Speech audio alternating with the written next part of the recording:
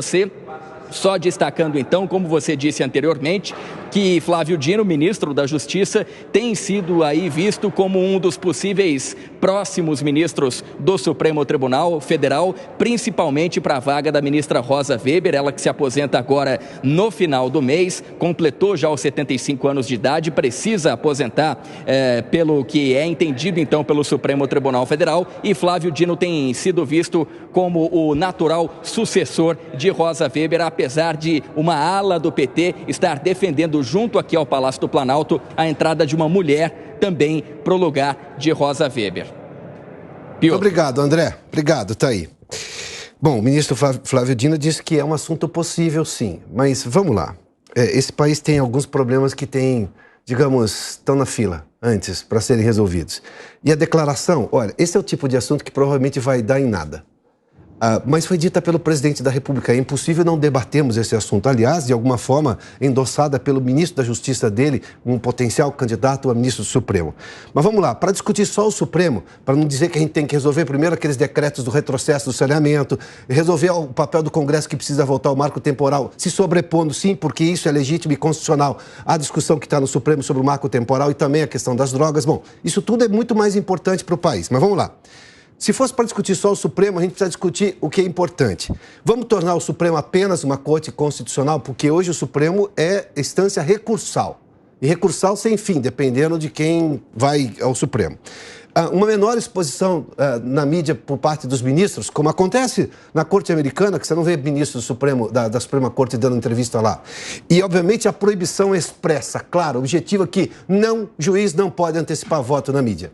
Tudo isso a gente tem visto no Supremo. As pessoas sabem qual vai ser o resultado do Supremo Tribunal Federal em qualquer julgamento. Por quê? Alguns antecipam, ou dão muito claramente como pensam, e, obviamente, alguns até antecipam o voto. Bom, vamos lá. Vou trazer os convidados aqui. Piperno, eu coloquei algumas coisas que me parecem são muito mais importantes. Tomando agora o que disse o Flávio Dino, que esse é um debate válido. Tudo bem, todo debate é válido, mas tem um monte de coisa que é bem mais importante para ser discutida. Claro, esse é um assunto que daqui 2 dias ele já estará esquecido. E a opinião do ministro Flávio Dino, ela também não é boa no outro sentido. Voltando à questão de ser ou não ser conservador. Veja bem, o Brasil então já teve, só para pegar um rápido exemplo, ministros limitados aí a trabalharem no STF até os 70 anos. Aí veio a PEC da Bengala, ampliou para 75. Aí a deputada Bia Kicis fazendo, e a gente sabe por quê, tinha lá uma ideia em 2021 de encurtar isso de novo para 70. Nesse meio tempo, antes disso até, veio a TV Justiça, dando aí a possibilidade de que todos os brasileiros assistam aqueles votos intermináveis, né? Então, veja, toda hora tem alguma perspectiva de mudança, ou mudanças que são de fato concretizadas. Aí vem o ministro Flávio Dino e fala o seguinte: não, mas veja, eu fico num caminho intermediário entre o que disse o presidente Lula e o que tem lá fora, mas é um assunto que a gente pode discutir lá na frente. Eu não quero que se discuta nada em relação a isso. Sério, o STF, primeiro, ele tem que rever, ele tem que rever, eu acho, tem que rever algumas das suas práticas, né? Conter um pouco essa superexposição, não sei se isso vai ser fácil, porque, como muito bem lembrou o Cláudio Dantas, a TV Justiça, ela é, de certa forma, um incentivo, né, para que todos jorrem os seus impulsos aí de vaidade, então não sei se vai ser fácil isso. Agora, excetuando essa questão, nós precisamos de consolidação de regras. Não pode ficar mudando toda hora. E, aliás, se mudasse para aquilo que o presidente Lula deseja, ele, por exemplo, talvez não soubesse até hoje quem foi que votou pela suspensão do então juiz Sérgio Moro, que acabou, enfim, beneficiando o futuro político dele. Então, isso é ruim. Deixa do jeito que está e vamos discutir problemas urgentes que são realmente os mais sérios para o país. Segré, me conta lá, o voto agora do nosso eminente participante aqui, convidado Piperno, deixou muito claro tem coisas mais importantes a serem discutidas no país do que uma ideia ruim, vou usar a expressão do Piperno, que eu concordo, não vou só usar, vou dizer que concordo, sim, me exponho também aqui no debate, que nós temos muito assunto para discutir, não só do Supremo, como do Brasil. E o presidente deveria se deter a esses, não é?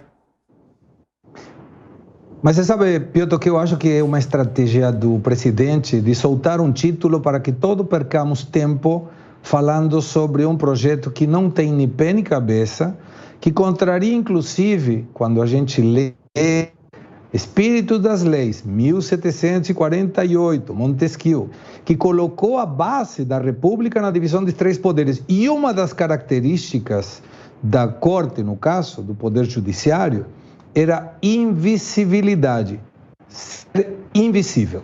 Se hoje você pergunta para qualquer cidadão brasileiro que ele te diga o nome de 7 jogadores da seleção brasileira, ele vai ter que pensar e provavelmente não saiba. Mas se você pede os 11 nomes da Suprema Corte de Justiça, muito provavelmente ele vai ter 9 na garganta para dizer, esses são. O que te mostra que o protagonismo da Corte tem superado qualquer invisibilidade determinado pela divisão dos três poderes originários lá em 1748. Então, me parece que temos que voltar a isso, mas uma das funções dos membros da Corte é precisamente respeitar a Constituição, não sair na vaidade de dar as suas explicações na mídia quando ele deve colocar no processo, seja esse qual for. E aí sempre conversamos no 3 em 1, Piotr, e concluo com isso. Vai ter em breve um problema de poderes quando o Supremo Corte de Justiça determine uma questão, por exemplo, no marco temporal, ou, por exemplo, na despenalização do usuário de drogas, e o Congresso dite uma coisa contrária a isso. E aí? Como que a gente vai resolver esse pepino? Então é muito mais importante observar o Brasil para frente que tentar tirar a transparência de uma questão democrática como é o voto de qualquer um dos ministros da Corte. Agora são 4 horas e 25 minutos. Alan, preciso só fechar com você esse assunto para a gente não perder muito tempo com a ideia ruim, mas que precisa ser discutida, obviamente. Então, Piotr, precisa respeitar urgentemente a Constituição e mais do que esse protagonismo, né, o que a gente percebe de alguns ministros do Supremo Tribunal Federal é na hora de dar o seu voto, o voto é carregado de ideologia, de defesa progressista. A gente não quer isso. O ministro ele tem o direito de pensar o que ele quiser sobre legalização de drogas, de aborto, o que quer que seja, mas ele está lá para cumprir a Constituição Federal, mesmo que a Constituição Federal fira os seus princípios e os seus valores. É inadmissível, por exemplo, um ministro do Supremo ir ao Congresso Nacional fazer campanha contra a impressão do voto. Isso é atividade política partidária. Alguém consegue imaginar um ministro do Supremo... Mas aí tem uma sutileza. Ele não vai lá enquanto ministro do Supremo, ele vai lá enquanto ministro do TSE. Não, mas mesmo assim, Piperno, não é função dele. Mas ainda assim é uma corte que vai julgar, Piperno. É uma corte que vai julgar, mas aí que tá o negócio. Mas é uma corte que vai julgar um processo eleitoral, né, que já tem a sua forma delimitada. Quer dizer, então ele vai lá para dizer o seguinte, olha... Esse processo é seguro. Mas ele pede voto contrário à comprovação impressa. Tá, vem cá, só para esclarecer para o nosso espectador. Agora, é que já havia um entendimento para a evolução da urna que teria esse comprovante também com, a gente via na internet, obviamente, declarações positivas, inclusive do próprio ministro, de que via isso uma evolução. Aí houve, digamos... uma reviravolta. A reviravolta. Ok, então vamos pegar outros exemplos. Vamos pegar aqui um exemplo que eu tenho certeza que você vai concordar. O ministro do Supremo não pode ir para um evento da Uni, claramente com viés ideológico de esquerda, e falar, acabamos com o bolsonarismo. Não pode participar de um evento do MST que atenta contra a propriedade privada, portanto, atenta contra a Constituição Federal. Então está na hora do próprio Supremo botar a bola no chão e falar, opa, peraí, a gente está esticando muito a corda e a gente tem que respeitar essa harmonia entre os três poderes, que é a base da República.